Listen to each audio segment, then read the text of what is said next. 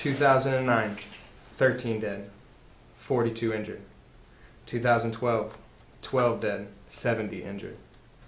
2014, 4 dead, 16 injured. July 16th, 2015, 4 Marines dead, 2 injured. July 23rd, 3 dead, 9 injured. Does anybody have any idea what any of these dates represent? These are all dates where mass casualties and mass murder was committed in a gun-free zone sanctioned by our government. It's where concealed carriers and permit holders are not allowed to bring their concealed weapons and protect themselves and the other citizens around them. I'm here today to explain and hopefully persuade the audience into believing that there should be no concealed carry gun-free zones, and that concealed carriers should be allowed to carry their weapons anywhere that they feel that necessary to keep themselves and the citizens around them protected. I am Dmitri Sierra. I'm a United States Navy veteran. I've been on 2 deployments overseas. I've gone through numerous weapons training and safety courses. I was on a reaction force for my ship for intrusions. So I've had to go through many training classes on safety and how to properly handle a weapon and actual real life scenarios. So I have a little bit of information and background in weapons as well.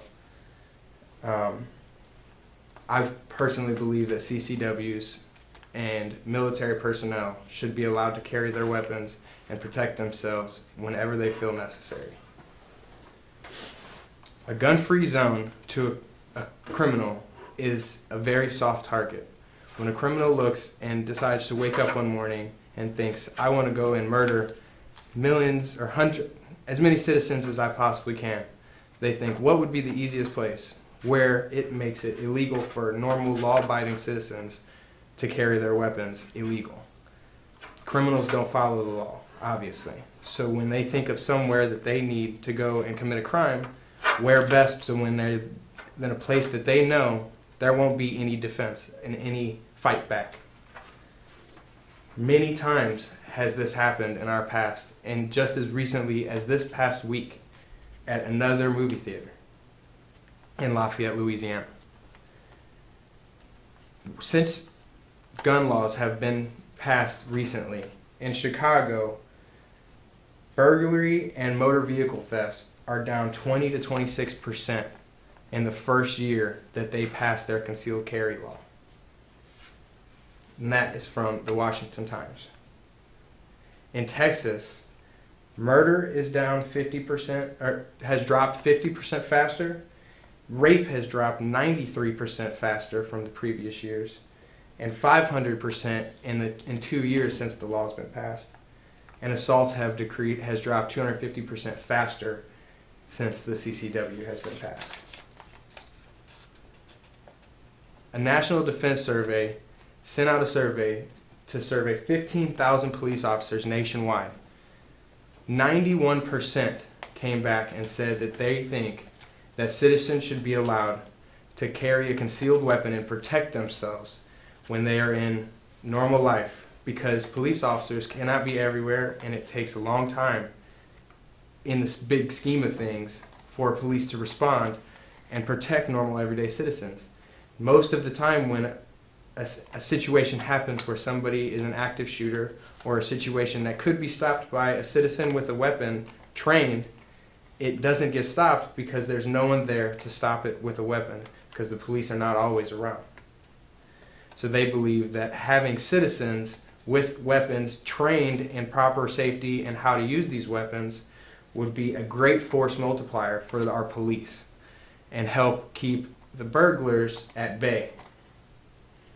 John Lott is a criminologist, and he suggests that for every 1% of each state's population that gets their CCW, 1.4% of murder rate drops for every 1% of population that gets their CCW. On the other hand, military personnel who are given weapons day in and day out and spend most of their time guarding the nation and spending time overseas fighting with weapons using them in their everyday life, when they come home, are told that they are not allowed to carry and protect themselves just like a normal citizen. They are not allowed to bring their weapons on base. They're not allowed to bring them into any military structure. This is a very big problem, considering military personnel receive more training than an average citizen in weapons. We go through shooting classes at least once a year, if not twice a year, every year that we're in active duty. We stand watches on ships, armed every time, with usually a sidearm and a long arm rifle. All right. I also think that a very good example of how we need to keep our military personnel safe is at this recent shooting in Chattanooga, Tennessee, at the recruiting station. They shot through a door at the recruiting station that had a gun-free zone sticker on the door. So this just represents how criminals don't pay any attention. But the Marines inside, who have been on deployments before and had to defend themselves with weapons, were told that they cannot defend themselves against terrorists such as this man who did harm on them.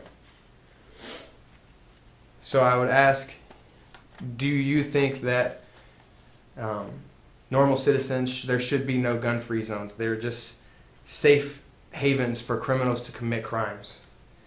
And I've always lived by the saying, it's better to have it and not need it than to need it and not have it. Thank you.